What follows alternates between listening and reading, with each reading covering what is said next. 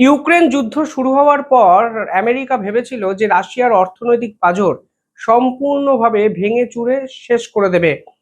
কখনো Swift system থেকে রাশিয়াকে বের করে দিয়ে, কিংবা কখনো রাশিয়ার উপর একাধিক স্যাংশন চাপিয়ে রাশিয়ার অর্থনৈতিক মেরুদণ্ডকে ভাঙতে চেয়েছে আমেরিকা। প্রতিটি পদক্ষেপেই ভারত কিন্তু এই পুতিনের রাশিয়ার পাশে দাঁড়িয়েছে। আর এবারও দক্ষিণ এশিয়ার রাজনীতিতে এমন এক কর্মকাণ্ড ঘটলো যাতে পরিষ্কার হয়ে যাচ্ছে রাশিয়া ভারত এক্ষেত্রে দক্ষিণ এশিয়ার রাজনীতিকে ডমিনেট করার জায়গায় কিন্তু আস্তে আস্তে যেতে চলেছে। এবং ডিডলারাইজেশন প্রসেসে ভারত এবং আমেরিকা আজকে একই সারিতে অবস্থান না করে সংঘবদ্ধ জোট পুতিনের রাশিয়ার সঙ্গে করতে চলেছে ভারতের প্রধানমন্ত্রী নরেন্দ্র মোদী। এবং এক্ষেত্রে নিউক্লিয়াসে বাংলাদেশ। কি এমন ঘটলো দক্ষিণ এশিয়ায়? কেন হঠাৎ করে রাশিয়া, বাংলাদেশ এবং ভারতবর্ষের এই সংমিশ্রণ আন্তর্জাতিক মিডিয়ার হেডলাইনে পৌঁছলো? আজকের এই ভিডিওতে আমি ডিটেইলিং আলোচনা করব এবং বোঝানোর চেষ্টা করব যে রাশিয়া এক্ষেত্রে কোন মাস্টার স্ট্রোক দিল, যার ফলে ভারতের অর্থনীতিও ফুলে ফেপে ঢোল হয়ে যেতে পারে। ভিডিওটি শেষ অবধি দেখবেন। আর ছোট্ট একটা অনুরোধ, যারা এই ভিডিও দেখছেন তারা চ্যানেলটিকে ভালো লাগলে একটু সাবস্ক্রাইব করে পাশে থাকবেন। 2026 সাল, বিশ্ব রাজনীতি এই মুহূর্তে যে মোড়ে এসে দাঁড়িয়েছে তাতে ওয়াশিংটনের সব থেকে বড় কূটনৈতিক যে বিশ্লেষকরা আছেন তাদেরও কিন্তু ঘুম হারাম হয়ে গেছে। দক্ষিণ এশিয়ার বুকে এক জিওপলিটিক্যাল এবং ইকোনমিক্যাল চাল চেলে দিয়েছে রাশিয়া, এবং রাশিয়ার সঙ্গে এই মুহূর্তে ভারত একত্রে সেই চালে ডোনাল্ড ট্রাম্পের আমেরিকাকে কিস্তিমাত করতে চাইছেন। বাংলাদেশ এবং রাশিয়ার মধ্যে এবার কোটি কোটি বাণিজ্য লেনদেন যে ডলারে হতো, সেই ডলারে এবার থেকে সম্পূর্ণভাবে লেনদেন বন্ধ করতে চলেছে রাশিয়া। অর্থাৎ কয়েক হাজার কোটি টাকার যে রংপুর পারমাণবিক বিদ্যুৎ কেন্দ্র, সেই প্রকল্পের লোন শোধ করার প্রক্রিয়া হতে চলেছে ভারতীয় রুপি। অর্থাৎ ভারতীয় রুপির ভ্যালু আন্তর্জাতিক স্তরে বাড়ানোর জন্য ঝাঁপিয়ে পড়ল রাশিয়া। এতদিন অবধি তারা চীনের ওয়াংয়ে সেই টাকা দিত ডিডলারাইজেশন শুরু হওয়ার পর। মানে রাশিয়া যখন ডলার সিস্টেম, সুইফট সিস্টেম থেকে বেরিয়ে যায়, আমেরিকা যখন তাদেরকে ঘাড় ধাক্কা দিয়ে বার করে আন্তর্জাতিক স্তরে রাশিয়াকে নিষিদ্ধ করার চেষ্টা করে, ঠিক তখন চীনের ওয়াং এর মাধ্যমে রাশিয়া কিন্তু এই বিল নিত। অর্থাৎ বাংলাদেশ চীনের ব্যাংকে পাঠাতো, চীন রাশিয়াকে পাঠাতো। কিন্তু এবার রাশিয়া বলছে না, আর অন্য কোনো রাষ্ট্রে নয়, তোমরা সরাসরি আমাদের বন্ধু রাষ্ট্র ভারতে সেই টাকা পাঠাও। কিসের মাধ্যমে টাকা পাঠাবে? রুপি সিস্টেমের মাধ্যমে টাকা পাঠাবে। অর্থাৎ আন্তর্জাতিক স্তর যখন ভারতীয় মুদ্রায় ব্যবসা বাণিজ্য শুরু করবে, তখন টাকার দাম যেমন বাড়বে, টাকার গুরুত্ব কিন্তু অনেক বেশি বাড়বে। কারণ রাশিয়ার মতো একটি সর্ববৃহৎ রাষ্ট্র যখন রুপিকে এত মূল্য দেয়, তখন রুপির ভ্যালু কিন্তু বহির্বিশ্ব অর্থাৎ বাইরের অনেক রাষ্ট্রের কাছেও কিন্তু বাড়তে শুরু করবে। পরবর্তীকালে রাশিয়া যে সকল দেশের সঙ্গে ব্যবসা বাণিজ্য করে, হতে পারে তারাই বলবে যে আপনারা ভারতের টাকায় পেমেন্ট করুন, অর্থাৎ ভারতকে কানেক্ট করে আপনারা ব্যবসা বাণিজ্য চালান। তাহলে ভারতের এই টাকার দামও যেমন বাড়বে, পাশাপাশি ডলারের ভ্যালুও কিন্তু কমবে। কিন্তু কেন হঠাৎ করে রাশিয়া নিজের মুদ্রা রুবেল কিংবা চীনা ইউয়াং ছেড়ে ভারতীয় রুপির উপর ভরসা রাখছে? এতে কি আমেরিকার যে আধিপত্য, সেখানে বড় আঘাত আসতে চলেছে?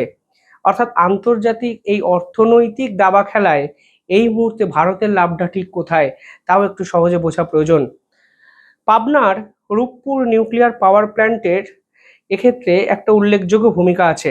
আর এই গল্পের সূচনা যদি বুঝতে হয়, তাহলে আপনাকে ফিরে যেতে হবে এই বড় প্রজেক্ট পাবনার রূপপুর পারমাণবিক কেন্দ্রের দিকে। $12 বিলিয়ন বেশি খরচে গড়ে ওঠা এই পারমাণবিক কেন্দ্রটির সিংহভাগ অর্থায়ন করেছে রাশিয়া। প্রকল্পের নির্মাণ কাজ প্রায় শেষ, কিন্তু ঝামেলা হঠাৎ করে লাগলো ইউক্রেন যুদ্ধে এবং তৎকালীন মার্কিন নিষেধাজ্ঞা। প্রতি বছর যে শত শত মিলিয়ন ডলারের কিস্তি বাংলাদেশ শোধ করত, সেই কিস্তি শোধ কিন্তু আটকে গেল। পরবর্তীকালে সেই ব্যাংকিং চেন বিপর্যস্ত হয়ে যাওয়ার পর বাংলাদেশও কিন্তু সমস্যায় পড়ে। রূপপুরের অর্থ লেনদেনের জন্য দায়িত্বপ্রাপ্ত রাশিয়ান ব্যাংকগুলির উপর সরাসরি মার্কিন নিষেধাজ্ঞা আরোপ করা হয়েছিল আমেরিকার পক্ষ থেকে। বিশ্বব্যাপী ডলারে লেনদেন পরিচালনা করে আমেরিকার ক্লিয়ারিং ব্যাংকগুলো। ফলে বাংলাদেশ চাইলেও ওয়াশিংটনের নিষেধাজ্ঞার ভয়ে মস্কোকে সেই অর্থ ট্রান্সফার করতে পারছিল না। একটি মধ্যবর্তী পথ হিসাবে বাংলাদেশ সরকার ঢাকার সোনালী ব্যাংকে অ্যাকাউন্ট খুলে কিস্তির টাকা জমা করতে শুরু করে, কিন্তু সেই টাকা সে অর্থে পড়েই ছিল, কারণ পাঠানোর মতো কোনো ব্যবস্থাই তারা করতে পারেনি। সোনালী ব্যাংকে হাজার হাজার কোটি টাকা জমা থাকলেও রাশিয়া পরবর্তীকালে সেই ফান্ড কোনোভাবেই তাদের দেশে নিয়ে যেতে পারছিল না। বাংলাদেশ প্রস্তাব দিয়েছিল রাশিয়া যেন সেই জমানো অর্থেই বাংলাদেশে নতুন বিনিয়োগ শেষ করে, কিন্তু বাংলাদেশে কেন বিনিয়োগ করবে রাশিয়া? বিনিয়োগের জায়গাটাই বা কোথায়? বাংলাদেশে ইনভেস্টমেন্ট করা মানে আলটিমেটলি যে লস, তা কিন্তু পুতিন সরকার বোঝে। ফলে পুতিন সরকার সেই প্রস্তাবকে প্রত্যাখ্যান করে এবং পরবর্তীকালে তারা সুইফট সিস্টেমের বিকল্প এক পন্থা মানে খুঁজে বার করার কিন্তু চেষ্টা করে। এই মুহূর্তে আরো একটা প্রশ্ন, যে রাশিয়া চীনের মাধ্যমে কিছু টাকা এর আগে নিয়েছে, কিন্তু হঠাৎ করে চীনা মুদ্রা ইউয়ানে কেন এই অর্থ লেনদেন রাশিয়া করতে চাইছে না? দেখুন, রাশিয়া প্রথমে বাংলাদেশকে প্রস্তাব দিয়েছিল যে রূপপুর যে বিদ্যুৎ কেন্দ্রের কথা বলা হচ্ছে তার ঋণের কিস্তি ইউয়ানেই শোধ করা হোক। বাংলাদেশ নীতিগতভাবে সম্মতিও জানিয়েছিল, কিন্তু বাস্তব যখন প্রয়োগ করতে তখন দেখা গেল এক্ষেত্রে এক বিশাল আইনি জটিলতা এবং অর্থনৈতিক প্রাচীর এসে দাঁড়িয়েছে দুই দেশের কাছে। চীন আন্তর্জাতিক অঙ্গনে ডিডলারাইজেশনের বড় বড় কথা বললেও চীনের শীর্ষস্থানীয় ব্যাংকগুলো কিন্তু নিজস্ব স্বার্থে অত্যন্ত সতর্ক। চীনা ব্যাংকগুলো আমেরিকার সাথে বিলিয়ন বিলিয়ন ডলারের ব্যবসা করছে। যদি তারা মার্কিন নিষেধাজ্ঞা থাকা কোনো রাশিয়ান সংস্থাকে সাহায্য করে, তাহলে কিন্তু পরবর্তীকালে মার্কিন সংস্থার নিষেধাজ্ঞা সেই ব্যাংকগুলোর উপরেও কিন্তু এসে পড়ে।